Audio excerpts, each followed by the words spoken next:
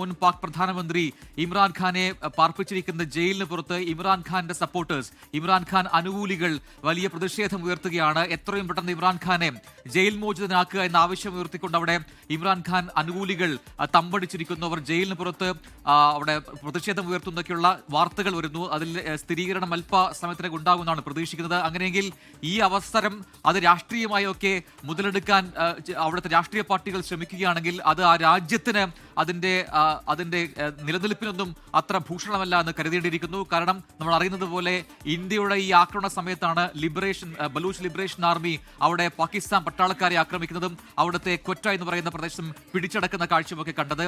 അതേപോലെ തന്നെയാണ് ഒരു പട്ടാള അട്ടിമറി ഉണ്ടാകുമെന്ന സൂചനകൾ നൽകി ഈ അസീം മുനീറിനെ ഒരു രഹസ്യ കേന്ദ്രത്തിലേക്ക് മാറ്റിയെന്ന വാർത്ത വന്നത്. പുതിയ ഒരു മേജർ മിർസ അവിടത്തേക്ക് വരാൻ പോകുന്നു, പട്ടാള മേധാവി എന്നൊക്കെയുള്ള വാർത്ത വരുന്നു. അതിന് പിന്നാലെയാണ് ഏറ്റവും ഒടുവിൽ ഇസ്ലാമാബാദിൽ നിന്നും വരുന്ന ഈ വാർത്ത.